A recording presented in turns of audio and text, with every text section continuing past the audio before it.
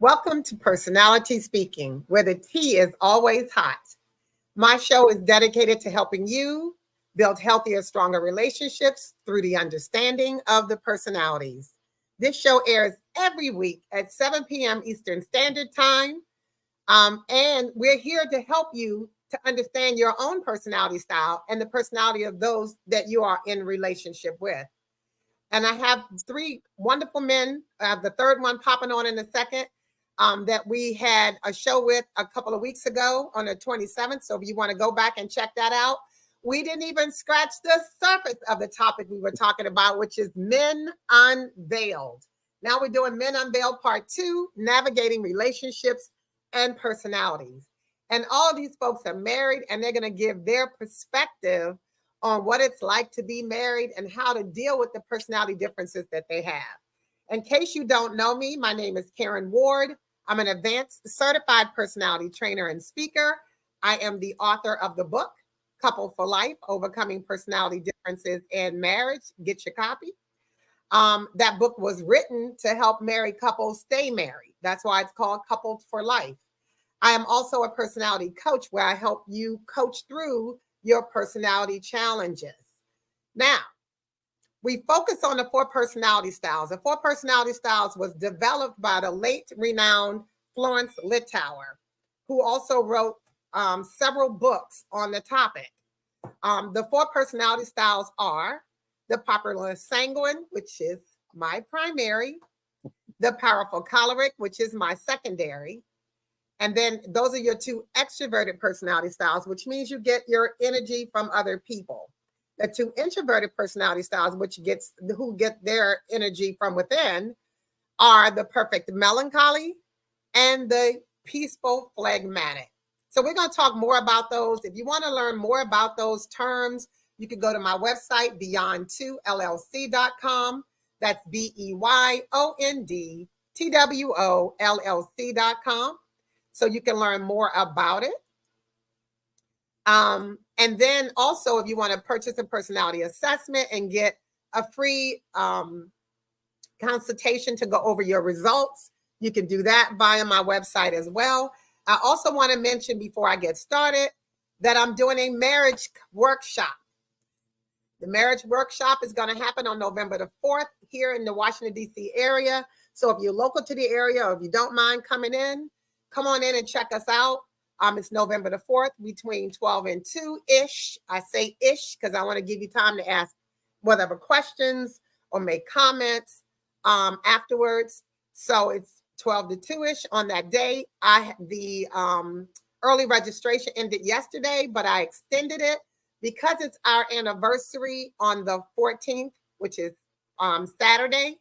We'll have 29 years of marriage. We're going to extend the early registration until that day. So the end of that day, you will have to register for a mere $80 a couple. That's $40 a person. You'll get light refreshments. We'll have some giveaways. We're going to have some fun. And I think you're going to learn more about yourself and your partner. So grab a couple, have them come with you so we can have a great time. All right. So I want to get into tonight's topic because we have a lot to talk about. When I met with these fellas a couple of weeks ago, we didn't scratch the surface of the stuff we wanted to talk about, but we had some great conversation. The three fellows that I have on the panel with me tonight are Pastor Bryson Roche. You can raise your hand, Pastor. And we have Herb Ruffin. Hey, Herb. It's Herb Ruffin Jr. because Herb Ruffin, as he said, is his daddy. And then we have Bryant Bolden. Thank you, gentlemen, for coming back. I really appreciate it. Thank you for having us. Thank you for having us. I'm excited. The conversation was so good last time. I'm telling you, we got into some really good information. And if anybody wants to know more about it, you can go back and take a look at that one. But I want to get into some more topics as it relates to personalities and marriage or relationships. And these guys were really open. So I want you to just briefly let people know how long you've been married, if you have children, and what you think, if you think you are an extrovert or introverted personality style, and that of your spouse. So let's start with you, Brian. All right. Good evening, everybody. My name is Brian Bolden. My wife is Letitia Bolden. We have been married for 7 years, going on 8 in December. We've been together for 12 years. We have 5 kids. I am definitely an extrovert, and my wife is definitely an introvert. Oh, that's the balance piece. Okay. You That's get the to balance balance. each That's the balance. other. Awesome. All right, Herb, tell us a little bit about yourself. Sure. Herb Ruffin Jr., my wife and I, Jasmine, we've actually just celebrated on the 8th, 7 years of marriage. We have 2 twins, and then I have a daughter as well, so she has a bonus daughter there. And I'm definitely more introverted or extroverted. I'm sorry. She's actually more introverted than I am for sure. So you have a balance in your relationship as well. Yes. Okay. All right, pass the back. Bryson, what about you? Oh man. So I'm definitely more introvert. I mean, I'm sorry, I'm definitely more extroverted than my wife. She's introverted. Myself and my wife Lauren, we have been married for 7 years, man, and it'll be 8 in next July. So Nice. we going on, we'll be going soon going on 8 years. And how many children? We have 4 children. Can't leave 4 that children. out. Got 4 children, got a 9, 6, a 4, and a 2-year-old. Wow. And I saw that beautiful 2-year-old. She is a cutie pie. Yeah. I saw her. Herb, how old are your kids? Yeah, so we have twins. They're 5. So we have a boy and a girl twins. And then my oldest daughter, she actually be 25. Wow. Yeah. Nice. Okay. And what about you, Brian? How old are your kids? Gosh, 13, 9, 7, 3, 13, 9, 7, 4, and 3. It was a test, huh? And look, after the third one, I don't even keep counting no more. Listen, Right. my parents had 10 children, right? Oh man, bless them. My father used to call all the girls sister and all the boys sonny. And look, it just makes it very simplistic that way. It's just very simple. Okay. And then my mother, he would just call her honey, sweetie, baby, queen. So you didn't have to remember her name either. No, he was a smart man. I'm about to say. Smart man. All right. So let's talk a little bit about some of the other topics that we left on the table last time. I'm trying to remember. I think we talked about communication and conflict. So let's talk about personal growth and self-care. I think that's a really good topic because it's so many times in our relationships where we don't seek to take care of ourselves. Like we're always taking care of other people, especially you guys who have a bunch of kids. Like you have 3 and you have 4 and you have 5, you have a lot of children. Your focus can be really on your family, on your spouse and on your children or on your job or whatever else that takes your attention, and your ministries can take your attention away. How do you guys prioritize self-care or personal growth within the relationship that you have?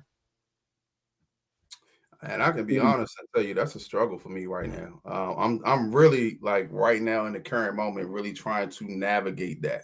Yeah.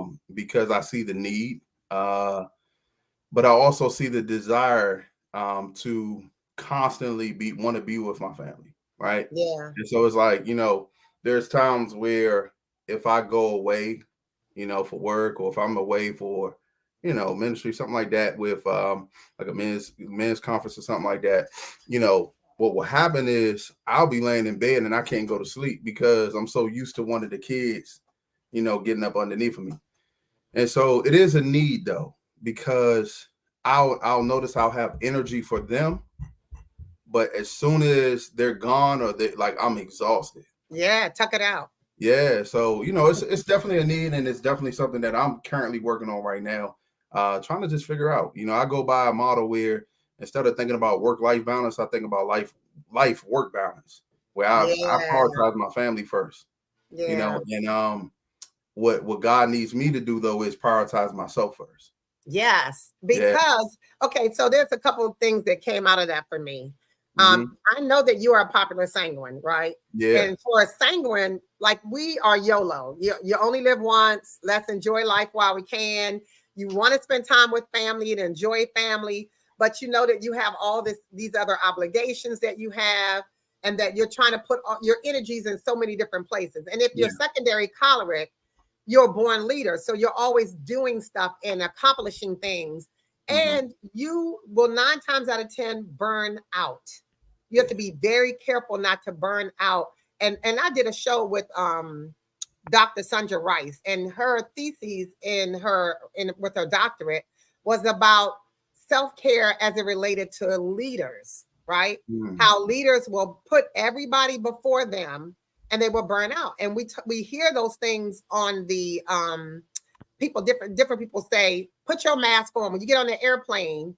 If anything were to happen, you put your mask on first, and then you seek to help your children or your spouse or anybody else, right? Because if you succumb to the gases or whatever's happening, you can't Mhm. help anybody else. And that's how we have to be in life. But as you know, sanguines and cholerics have a difficult time being able to take care of themselves so they have enough energy to give to other people.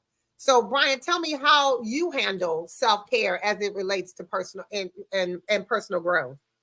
Uh, Truth, boy, this is a real tough one because just like Bryson, I'm literally in that ballpark right now. With battling your marriage. I mean, well, not battling, but dealing with the marriage and 5 kids.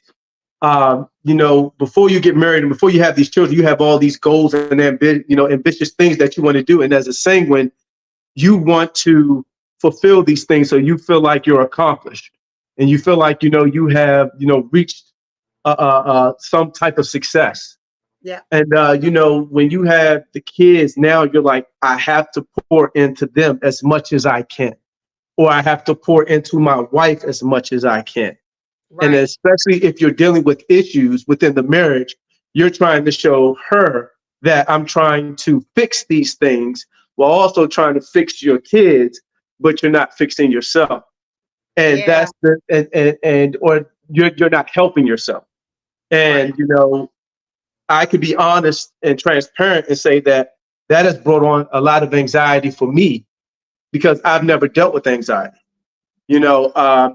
And when my 7-year-old got cancer at 3, when he was battling leukemia, Mm. it really, made my anxiety go off the roof. So now I'm like, what Yeah. did I do that caused him to get this? Did I give him something? It was just so many different things and so many different aspects. So that I didn't even care about my health at that point. It was more so I Yeah. have to pour into my kids, I have to pour into my wife. And certain things that when you're married, you tend to lose hold of that you started doing when you were first dating. You would stay Yeah. fresh. You would always have your hair cut. You would always, have put your best foot forward. But when you get married, you're trying to do so much that you forget to take care of your your It's your so your own true. self. Your own Right. mental health. And, getting your hair cut every 2 weeks, or looking up to par, because those things fall by the wayside because you're married. You're like, you know what? It is what it is at this point. Right. She married me. She must love me Yeah, just like like, this. those things fall by the wayside until Yeah. it's brought to Yeah. your attention, and it's like, dang, did I really fall off like that? Am I really looking at myself like that now? Is this Yeah. anxiety really taking a hold of my of everything that I'm doing? And Yeah. it definitely takes a toll. So it's trying to find that balance for yourself. How do I Yes. give to myself? How do I not put so much weight on myself that when things, when something good goes, your way, you don't forget to give yourself a pat on the back, or, or Yeah. forget to give yourself some encouragement. Or, Mhm. somebody might say, hey, look, man, you're doing a great job. You're like, man, you don't even know all the stuff I'm going, just take it and receive it. Right. And that's Right. one thing that I've been failing to do as a father and as a husband, or just as a man, you know, Yeah. taking those times to say, you know what, you aren't where you used to be, and honestly, giving yourself that, that self pat on the back, I like that. I think also, and that's why I wanted men on this show to really give their perspective, because it is unique, right?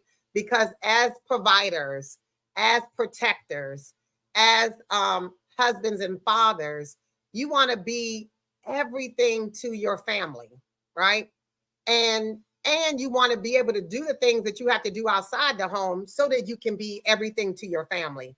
And so the stress and the pressure, I don't think a lot of people recognize the kind of pressure that some of the men are under in trying to do the things that they need to do for the family, that they're so busy putting a mask on everybody else that they are drowning. So I'm glad you brought that up. Herb, tell us about you and how you deal with prioritizing self-care and your personal growth. Sure. For me, it's different now than what it was even 7 years ago. Now, what I tend to do every Monday, I go to a men's group, which to me is almost like it's really like a form of therapy. Really, it's men connecting with Christ. It's every Monday. It's in the morning. It's in the evening. I have been going to at least one of those every Monday for the last 3 years. And I got to a point where I really, I wasn't going out quite like I used to, as far as hanging out. And even my wife, initially when I was going, especially because we had the twins, they're only 5. So around the time when they were 3, kind of the late 2s, she saw it as almost, she almost held it against me at first. Like, oh, you're going to this MCC that gives you 2 hours away from the kids, where I'm here doing XYZ. But where it really became a point of acceptance from her was she got to a point where she saw the change in me by going, and she got to a point where she was like, no, Herb, let me make sure, I know that this is important for you. So let me make sure that your time is free to be able to go. Because essentially everything I was getting out of that class was pouring into my home when I came home. And I mean that almost as directly as I may have left the house and we may have argued about something. But by the time I came back home, I may have come back saying, oh, I apologize about that. Or, maybe that was misplaced, my fault. And she was reaping some of the benefits of that. And she mentioned a few weeks ago, actually, like, I used to resent you going to MCC, but now I see how it's benefited our family, So for me, that's been very helpful for like self-care. It's not the conventional self-care, I guess, like, for some guys at this age, but for me, it's been very helpful. Yeah, it's whatever it is that helps you to be able to balance and to be able to be recentered, right? But I also want to understand, as we're talking about self-care and prioritizing yourself and personal growth, how do you balance that with your mate? Like, how your mate also needs self-care, right? And you need self-care. How do you work on balancing self-care so that your mate's needs are being met as well? Because you got to take care of yourself. And I love that you were saying, like, she knew Monday nights that I am going to this meeting and that it really is helping me to grow as a man and as a husband, right? And as a father. But now, how do you help her? How do you help her to have the time that she needs for self-care? And Herb, I'm going to ask you to talk first this time. Sure. So for us, because we have twins, we've kind of set up a lot of things where it's not, oh, okay, here's your turn, you take care of them. We really tag team with both of them, and we have a whole process, that we do every night. But when she's drained or getting to that point where she's stressed, she'll tell me, and that communication is always there. She'll let me know, Herb, this, I need some sleep. I need to do XYZ. And I'll step in and do whatever needs to be done. But I think it really starts with us having that communication, because in some cases, I can even see it in her. It may be something that she does that's a little bit off from normal. And I'm like, hey, is everything okay? well, nah, this was a rough work day for me, you know, or whatever the case may be. So, okay, well, here, if you need to, there have been nights she's gone to bed at 8 o'clock and I just did the night routine with the kids, you know, and it used to be where it could have been like, oh, man, you get to go to bed early tonight, as opposed to now it's, you know, hey, if you need that rest, just take that rest and we'll pick up where we need to, you know. Right. I think just understanding your spouse, really. I love that. Okay, Bryson. Yeah, I agree with her because really honestly, you have to meet the need, you know, the need of your spouse and recognize the need of your spouse. Because my wife isn't going to come out and say, hey man, I'm burnt out, I'm drained. She's not going to say that. She's going to keep going. But she may say something as slight as, hey, I need to get my nails done, you know, and it's like, all right, look, I'll go ahead and I'll pick up this, pick up the youngest so you can go ahead and have that time to be able to do it. It's the little things, I think, with her just recognizing the need because she goes so much. Even when she's home, it's like, I got to work, I got to do this, I got to do that. And it's like, all right, look, you tell me if you tell me, hey, I need to do this, then I know, all right, I need to be able to supply that time for you. Mm-hmm. You know, she's not going to say, hey, I need to go out with the girls, I need to do this. My wife, you know, she doesn't really do that. But when she says, like, matter of fact, with Bryant's wife, she'll say, hey, me and Tish, we haven't talked in literally, you know, a couple of weeks. So when we talk, we need a certain amount of time, and they could be on the phone for a couple of hours. It's like, and you see the way my wife is, she's a natural homebody. And so she's like, okay, well, you go out when you get your time. I want to stay home. I'm like, yeah, but the kids are here. So what are you saying? So she's like, well, look, can you keep them, you know, away from, you know, me, so I can just have this time to let my hair down and talk to my friend. And so it's just recognizing the need, you know. Yeah, because we can talk all day now. All day. Like my friends and I, we you know, it's like we talk. Sometimes we breathe in each other's ears. Sometimes we're watching TV together. I mean, we can talk forever. Brad, what about you? Mine is very similar to Bryson, actually. Being as though my wife is an introvert, she has a very small group of friends, and I had to realize. So I don't want to sit here and say that I'm implementing all these things in our marriage, because that's not the case. Because we are really, me and my wife are building right now. So what I will say is I am learning to have more situational awareness of when she is in a state of exhaustion, or she needs that, you know, mental health, or she needs that time to herself. So me being an extrovert and, you know, trying to fix things, is more so me saying, hey, you know what? I see that you're, you know, probably a little tired, because she's a teacher. So she has to deal with kids and then come home and deal with 5 kids. So it's kind of like, it's a, you know, kids. Yeah, so, you know, I'm starting to understand, and we have a very different dynamic in our family where, you know, we do have my oldest is she had a child before we were married. So Braylon, the oldest, you know, her spending more time with him when he comes over on the weekends and things of that nature. So just trying to give her more time for herself so that she can make time for me and be, you know, all in when we are together. Because, you know, just being realistic, when you come home, you have to deal with the kids, do their homework, get them ready, do their devotions, clean up the house, get their lunches together.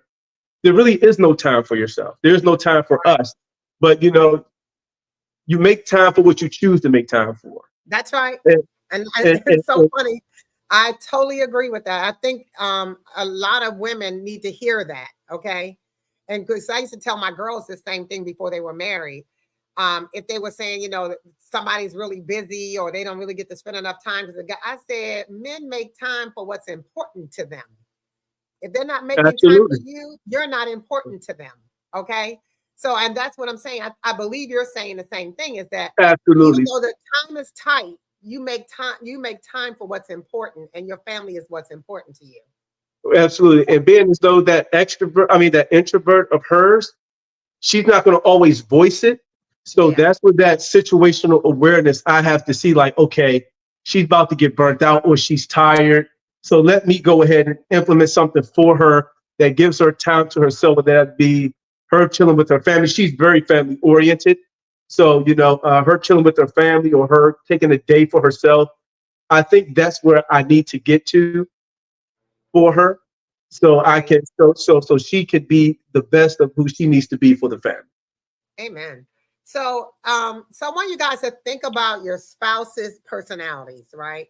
As I ask you this next question, as it relates to your spouse's personality traits, are there some traits in your spouses that's helped you to grow personally?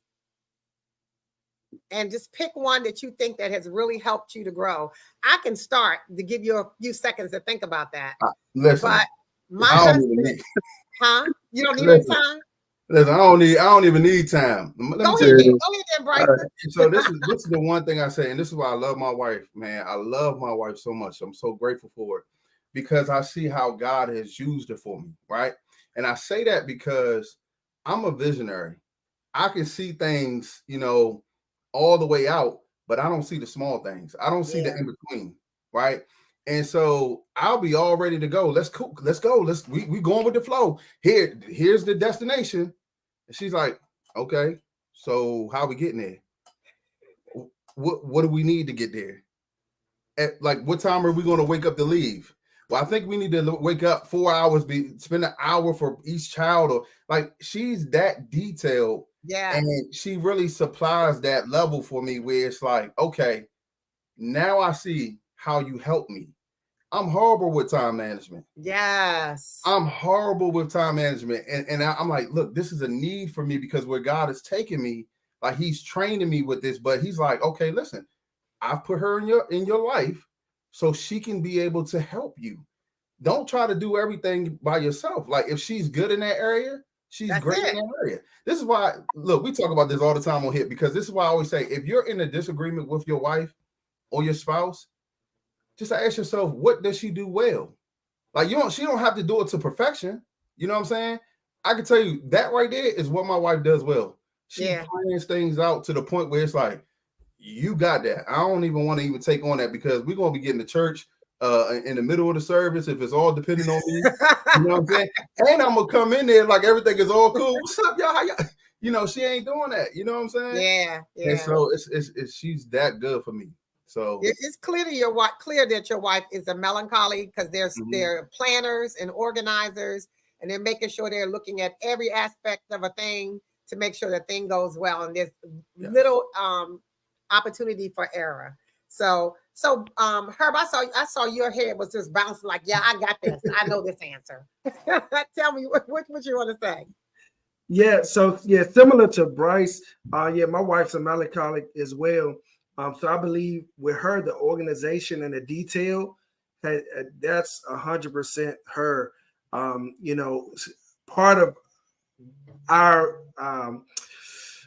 Part of our journey together has been dealing with finances. And part of the successes of that have not only come from us being able to, maintain money together, but my wife is the one where, here, let me do a spreadsheet, and let's have a meeting every paycheck to do this. Where I'm more of, I can write down these numbers on a napkin real quick. You know what I mean? And right. But for us as a couple, it does help for me to see these things. And, she'll have it all in the spreadsheet, Excels and all this stuff, is adding stuff, subtracting, and it makes it a lot easier. So that organization is very helpful for us in the household for sure. Excellent. Bryant? I would say for me, the trait that my wife has that I know has helped me significantly is patience. She is very, very patient to the point where it's almost like it drives me nuts. And but I can honestly say her patience I'm seeing has been with me and all the things that I've contributed to her needing patience. So it's even with the kids, having to talk things out with them. I'm more of a, hey, I told you to do this. I told you to do that. And she really humbled me with my daughters, because I found that I was kind of addressing the situations with my children the same way I would address it with the boys. And she was like, you need to have a little Yeah. more patience with the girls, you know, and I had to really learn that. And, you know, she's very, what's the word I'm looking for? She's very giving. She's a very Yeah. giving person, and she's very family oriented. So I think she's taught me how to be more giving and how to I have love more it. patience with people, and how to not necessarily keep my anger, you know, always, you know, in my heart, and just to let go of things, you know, and to forgive, you know, because Yeah. I've only known two ways, 1 to 10, and that's it. You know, when it came to the Nothing in the frustration and middle. the anger, it's either 1 or 10. So she showed me how to, you know, 2, 3, 4, 5, 6. You know, so I would definitely say with her, she's definitely taught me patience, and she has that knack of understanding and forgiveness. So Yeah. those are traits What that is have really helped me. what's interesting is my mother was a melancholy, choleric, right? But she had a lot of fear. She was always afraid that something was going to happen to us. So Mhm. she kind of raised us with fear. And when I met my husband, he's a choleric sanguine. And when I met him, he is so bold. Like he is not afraid of anything. He'll try different things. It's just, and I just remember the first time we took a trip down south, I drove long distance. Like that was not my thing. And now I'll drive 6 hours, 8 hours straight. I mean, he taught me that and not to be afraid of that. Before meeting him, I would have never thought to drive more than from here to Baltimore, 45 minutes, an hour. But now, like, we will get on the road and I'll drive for hours and I can take the road and just be comfortable doing it. So he taught me how to reclaim my boldness because it was already in me because I'm secondary choleric, but I lost it because of, always being raised that be careful, don't do that. What happens if da da da? I remember when I had married my first husband, and we were he was overseas and he was sending for me. And my mother was like, why don't you stay here until he comes back? I said, why would I do that? He won't be back for a year and a half. Well, I just don't think you should go out of the country, because she was so afraid for me to leave. But that's the kind of fear that I was raised in. But he helped me to break through a lot of that fear and not just be afraid of things or people or stuff. So I think that's amazing. All right, so let's talk about long-term commitment. What factors do you consider, or did you consider, in making sure that this marriage would be long-term? And everything we talk about is about personality. So I want you to think about what your spouse brings to the table. And it sounds like to me, all of y'all are married to melancholies. And they're all married to sanguines and cholerics. And so there are some things about those dynamics. I always say opposites attract, right?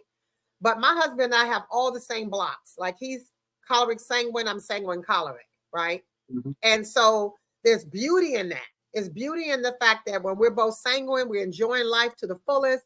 You only live once. We're hanging out, living our best lives. But when we're both cholerics, we both in control. We both know everything. We both right. It's our way or the highway. But when you have the balance of an introvert and an extrovert, there's blessings and there are curses in that as well, right? The blessings is where one person may fly by the seat of their pants, the other one's more grounded. So they help ground you, right?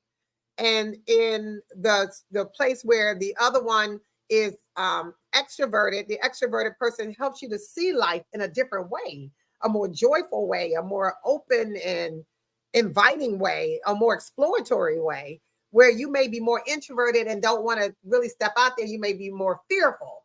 So there's balance in those things. So just tell me, when you met your spouses, what were you considering, and how did you consider that spouse will be a long-term commitment? Like what factors in their personality gave you that idea?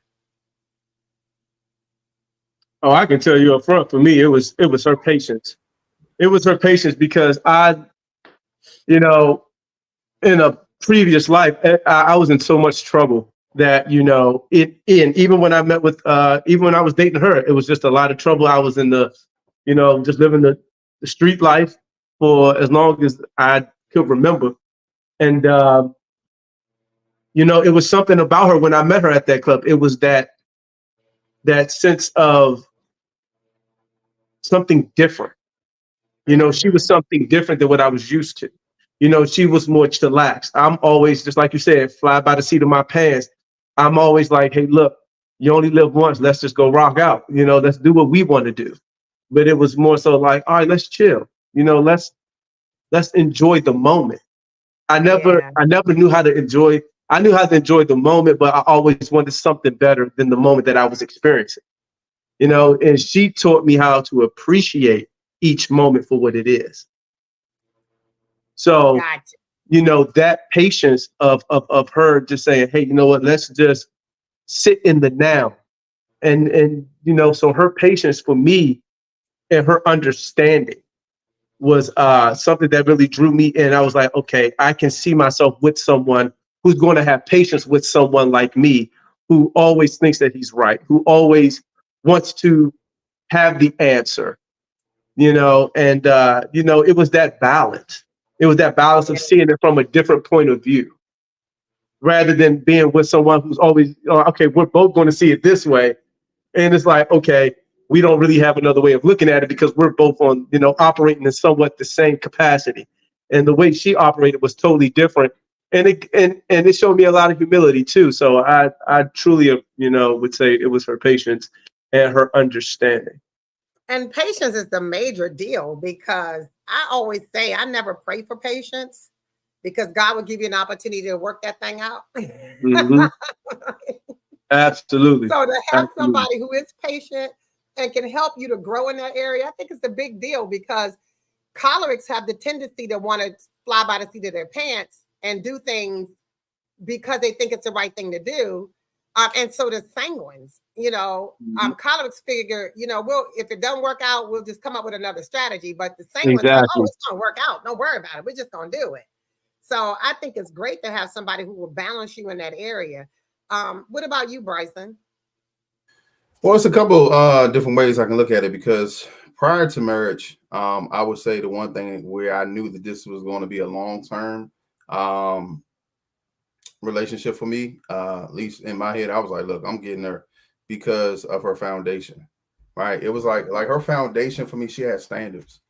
Like, it was certain things that, I never experienced with other women before, especially as a young man, that it was like a woman that had a desire to please God, right? And when you talk about 18, I wasn't thinking nothing like that. I was actually sitting there like, man, I don't want to hear none of that, right? But it kind of planted a seed in me, because I was sitting there and I was just thinking like, man, she really wants to please God, with her actions. And I think that foundation, and once I met her mother and her sister, and I saw it, I was just like, man, I could see it's not just in her, it's in all of them. You know what I'm saying? And so I saw that as something that could be passed down to my daughters, right? Like, I was thinking ahead. I was like, man, I could see myself having children with her and like really building a legacy with her. And once we got married, I definitely would say the thing, and this isn't a strategy, but this is something that I learned was, man, I gotta take divorce off the table. Like, Yes. I stopped talking about divorce. Like, every little spat, argument, whatever we got into, I was just like, you know what, man, we can leave today. Like, man, I was like, after like year 2 or Me 3, too. yeah, I was like, we could make this happen today. But Oh, I learned the minute that I stopped saying that and stopped approaching it with that type of mentality, that's when I saw a shift, and yeah. I started looking at my marriage in a way where it was day to day, and I was like, all right, today was better than yesterday. Like, Mm-hmm. there were certain things that I could see that she was doing. That's why I got the whole thing from where I say she don't have to do anything perfect, because she's not perfect. But what is she doing that's well? Because at least if she's doing something that's well, I can hang on to that, and Yeah. then I can go to God for everything else, right? And so, Yes. with being within these 7 years, she's built my whole spiritual foundation, because You when you marry, you can't turn to your girlfriends, you can't turn to your boys all the time. You can't really talk to them about things because they're going to lead you the wrong way. Some things you're going to have to go to God for, and you're just going to be like, man, this is your daughter. That's Yes. how like she's yours. Like, it. you know what I'm saying? I'll be like, Right. Adam, I'll be like, Lord, this is the one that you said was for me. What are we doing here? You know Right. And so I just think that once I changed the way that I saw things and the way I was speaking about it, that's the biggest thing, man. Like I started speaking about things differently with her. Yeah. It's like I started changing I started seeing myself change. Like what we were talking about, man, I started seeing myself having more patience. You know, I started seeing myself, and one prayer I used to always pray was, Lord, give me the grace to endure. My pastor told me that, it changed the game for me. Give me the grace to endure. Because now I can endure some of these things, and it's like these little things are so small compared to what God has planned for the entirety of our family. Yes. You know, like man, like that's when I started thinking like that and started renewing my mind to that posture. I started seeing the things that she was doing. Like you talking about somebody that came in and she took my last name with no problem. Something as small as that. Then she took it, and now she tells my kids before we leave out, you know, we'll pray with the kids, and she'll have them. We put our hands in together, and she'll say 1, 2, 3, Roche strong. All right. It's like you carrying that on. Yes. You know what I'm saying? It's like, man, you bring meaning to our family. So those are the things that I hold on to. Well, I'm really happy that you mentioned that you took divorce off the table, because I'm gonna tell you something. With my first marriage, I threatened that divorce thing, and he took me up on it. I came home one day, he was gone. Because I kept saying it. That's no lie. I said it so much because I just got so sick of what was going on. And I would just say, you know, I want a divorce. I want a divorce. Well, he was plotting. I didn't know that, because I guess when I said it a few too many times, he felt like, okay, well, let me just get up out of here. And I came home, and he literally had taken all his stuff and I got home, the door, you know, I came in the house and all his stuff was gone. And some of my stuff was gone. Yeah. So you got to be careful what you do with that, those divorce words, because they are dangerous. And my husband, my current husband of 29 years as of this Saturday, coming, he and I took divorce off the table a long time ago. It's just not something we talk about. We get mad at each other. We get over it really quickly. It's just not, we don't hang on to that stuff anymore. It's just not worth it to us. And where is it going to take you anyway? We know we're in it for the long haul. So let's just keep moving. All right, Herb, tell us about it. Yeah, for me, I think kind of the initial part was the family upbringing. That was strong. Her family relationship. She's really close to her family. I'm close to mine. Even kind of speaking on Bryce, part of I think what he was going with was like the family tradition. Tradition was strong for us. You know what I mean? For me and her, she had a lot of traditions in her family, and we started getting to a point where we were saying, well, what is our tradition? What is our household tradition? So that was major. The communication portion, again, and I kind of keep honing in on it because it's very prominent for us in our household. But we did used to get into arguments sometimes, and she would jump to, oh, well, Herb, if you're not happy, you can leave, or or kind of not saying divorce, but saying statements. But saying it, right? Yeah, and because of the communication, I really got to a point with her where I said, well, look, we got to take that out, period, because I'm not far from however I was before we got married. I'm not that far off from that guy. And I don't want to go back to being that and thinking like a single man. I enjoy thinking like your husband, you know what I mean? So, and she, we had a long talk about it, and she has since, and this was years ago, she never mentions it anymore, which I think if I hadn't mentioned that at that time, she maybe still might, who knows? But when you do speak it over your marriage, it, those words have power to them. Yeah. So we definitely took that divorce off the table and pretty much said, we're in this for the long haul with one another. And I kind of touched back on one of the things I mentioned in the last video.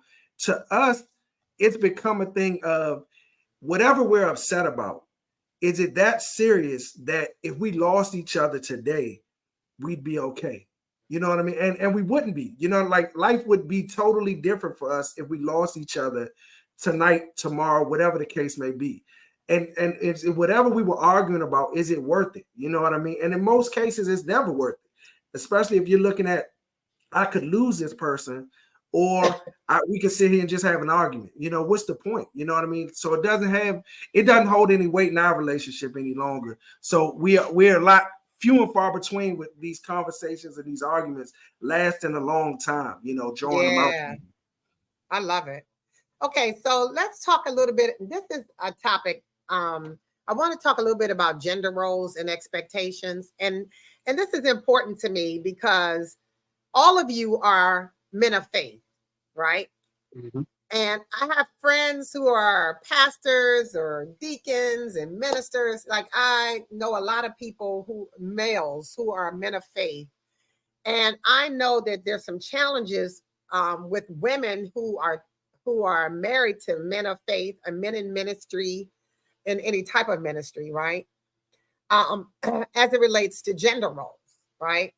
And I think it's important for us to talk about what the expectation is. Do you all subscribe to the gender roles of your faith? Do you subscribe to a new modern way of gender roles? Do you have gender roles at all in your household? How does that work? So let's start, Brian. So to clarify, when we're discussing gender roles, are we talking about the traditional wife stays home, cooks, cleans, does takes care of the home kind of deal? Whatever you consider those gender roles to be, exactly. Okay. I would say me and Bryce actually had this conversation before, and I believe a lot of it is from the style of church you grew up in. And if you grew up in that traditional Baptist or Methodist church where, they go by a set of rules and, even in the church, I feel like that plays a role. As for me and my house, I kind of sway away from that. Me and my wife are very, we do what works best for us. Right. I think Bryson touched on it earlier. If she's better at something than I am, then I'm going to give her that role so that we can excel. Mm-hmm. As long as we're building a kingdom family to further the kingdom, I'm good. Yeah. Like I'm the cook in the home. I do all of the cooking. That's not saying my wife cannot cook. It just says that I prefer to cook. But if she has to, she will. I would definitely take care of the home and fold the laundry and, do the laundry and clean the home. I don't mind doing those things. Anything that will bring my, us more joy in the home. And, you have people that say, oh, why do you do that? Oh, nah, oh, nah, I don't. Oh, no, my wife do all the cooking. And look, that's cool. That's totally understandable. It works but for you. Us, me and Bryce had this conversation too. I think as men, we have to discern the difference between advice and wisdom. Yeah. And, somebody can advise you or something, and then somebody could give you wisdom. Mm-hmm. And I know for me, with our dynamic, we tend to do what is best for us. And, if she's better at handling the finances, then you know what, so be it. I'll provide the money. You make sure all the bills are paid. If she's better at, dealing with the kids or discipline, then, let's have a conversation of how that looks. Now I do believe that as, God did create the man to be over the head of the family, the provider. Mm-hmm. So it is and I do believe that we carry a weight on our shoulders that, the wife does not. And it is our responsibility to, take care of the home and be the provider of the home. But that's not saying that she cannot assist, or that's not saying that, she is your helpmeet, right. And that's what she is, where we are. Your role is no different than mine. Like I'm not superior to you. We work together, and as long as we're building that road together and going in the same direction, I'm all for it. Yeah, I like that. we're weird. Our family is weird. Like we have some traditional gender roles and Mhm. some we don't. Like for instance, my husband takes the trash out. He still takes the trash out. I still wash the dishes. He'll do it too. He'll wash the dishes too, but I still do the dishes and put them in the dishwasher. I'm a sanguine. I'm going to do the easiest route. So it's going in the dishwasher. But he washes all the clothes, and he's washed all the clothes in our household since before I met him. He was always washing his own clothes, and now he washed all of our clothes, the children. He washed all the clothes to this day, and I'm okay with that. But I also cook all the meals. He doesn't cook. Oh, So, okay. but I It's a also balance. take him his plate. Like I make his plate and bring it to him. I don't care where we are. We go to a friend's house or cookout, I'll make his plate and bring it to him. That's something my mother passed on to us. And so that's something I've always done. And she always said, don't do anything you don't want to do for the rest of your life. And I didn't mind fixing his plate, so I still do. All right. So Bryson, what do you do in terms of your household? So in my household, man, like Brian said, we talk about this all the time, right? And I think a part of it plays with the faith, but not as much as just the traditions like Herb was talking about in the household.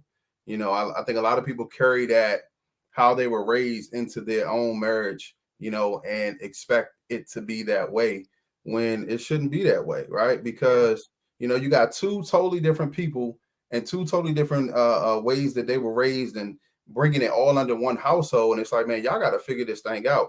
Whatever works for y'all is what should be done. Right. So for me, we don't have any gender roles because I'm the cook of the house. My father wasn't cooking, but like Brian said, my wife can cook, but majority of the time I'm cooking for her. I'm handing her a plate because the Bible says that we are supposed to serve unto one another. Right. You see what I'm saying? So Yeah. where are you learning this from? Yeah. These are traditions from the household. My father did this. If I was to say my father did this and did that, my father made eggs in the microwave. I can't even tell you how. I'm saying? His favorite meal was hot dogs and popcorn. Like, it's no way. Like, if you take me and Brian and probably Herb too, man, you probably got some gourmet chefs because Brian can throw down, and I know I'm all right, but Brian can throw down. So it's like, where are you getting this from? Like, so Right. we don't have that, man. Jesus cooked fish, for the disciples, Yeah. and he washed the feet of the disciples. So it's like, what are we serving? Are we serving traditions, or are we serving God? Like, how are we? So are we saying that we taking people from the faith, or we carrying this from the faith? It's like, maybe you're not really seeking the word like you should be, because you'll see something different in there. You get what I'm saying? Yeah. I always say, if I serve you and you serve me, we both get served. Yeah. I mean, that mentality, people think marriage is 50-50 and it's 100-100. Right. It's 100-100. 100-100. 100-100. Absolutely. Okay, Herb. Yeah, I think for us, kind of similar to you, we kind of have some traditional ones and then kind of some that are not. So like cutting the grass, my that stuff I do. My wife never gets her own gas. I never let her, and I don't want to say let, but she knows when she's down to a quarter tank, let me know and I'll go fill the tank up for you. That's just, and we've been doing that for years at this point, Yeah. Now, again, with the twins, there are times where she may wash the clothes, but maybe I'll iron them, so it's all, so it is a balance. Yes. Excuse me. I do feel like we try to hold on to the fact of the man being the head of the household. But my wife is really strong on, I'm willing to give you that title if you showing me you willing to take it. You know what I mean? And you're deserving of that, which again, that's all a part of the walk and everything else that we're trying to do. And I think because she sees that I've been able to help lead the household, she doesn't have a problem following in, whatever we may be doing. Now, don't get me wrong, I'm saying this out front, but there are conversations had behind the scenes of whether this should have been done, or should we do it this way, or should we do it another way? It's never a Herb just strictly make a decision and I'm going with that. Out front, she definitely will hold me down, and she won't give a lot of pushback if we're in public and all that stuff. But best believe she'll let me know later on if she didn't agree with it or if it's something else, and I appreciate that. You know what I mean? Right. So Herb, I gotta set my game up, bro. I gotta get her gas now. Well, my husband was doing that. Now he works so much that he don't even get my gas like he used to, but he still will do it from time to time. But he used to do it all the time and get my car washed. and I'll give a little context on that. We were out, this was about 2 years ago, my wife and I, we were out at a gas station and we literally saw someone get robbed at gunpoint at the gas station. Wow. From that night on, I was like, you're not going to the gas station. I'll just get the gas. Just let me know. Because in most cases, she has the kids with her too. So I always was like, I don't want you to be looking in a vulnerable state. Somebody said, oh, she got kids, don't even worry about it. Let me know when you need the gas. And so that is what really geared that. You know what I mean? Just being very transparent. So listen, we're at the end of our hour. Can you believe that? We're 55 minutes. It's blowing my mind. But I want to ask one more question that you might need a minute to think about because I hadn't even thought to ask you this until now. But I want to end the show with a spicy note. What do you do to make sure you keep the spice in your relationship?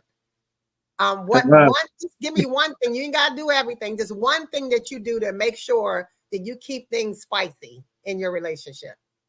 Anybody want to start? Clean.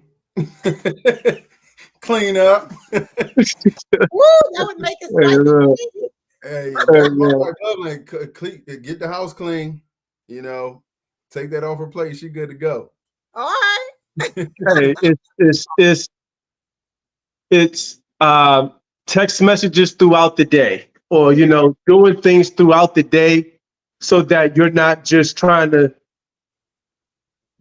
put everything in 1 hour when she get there, and just like there was no build up. So I would definitely say just communication throughout the day and date nights.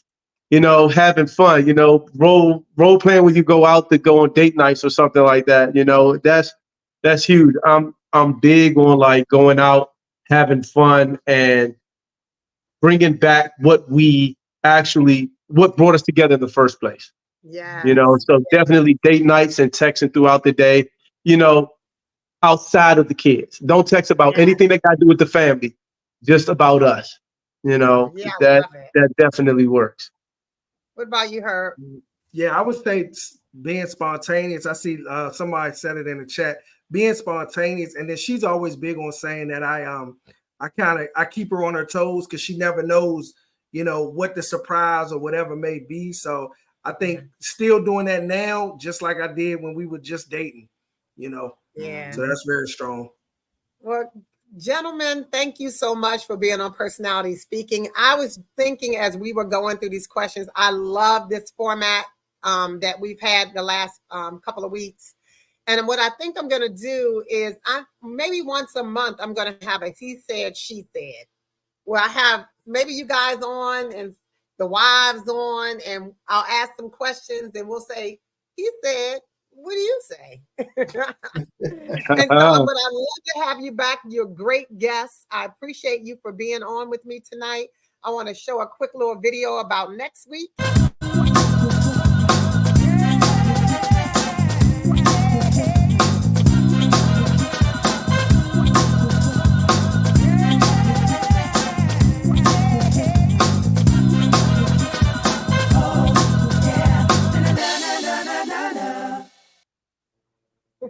So my friend Carolyn Tatum will be on next week.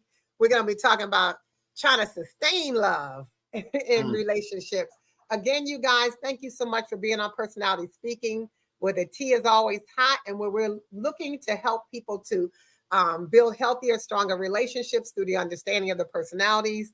Please, if you want to be a part of the Building Forever workshop, so we can explore your personalities, so you can build a stronger connection, marriage connection. Please book your ticket. I put it in the chat, how you can get your ticket. I will keep the early bird registration until our anniversary on the 14th. Hello, where we will be celebrating 29 years of marriage. So I hope you can join us on November the 4th. It's from 12 to 2 p.m. It's going to be fun. So I hope you can make it there. Again, I love you guys. Thank you for joining Personality Speaking. And we'll see you again next week at 7 p.m. Eastern Standard Time. Thank you, guys. Good Thank night. you for having us. Good night. Thank you. Have a good one. You too.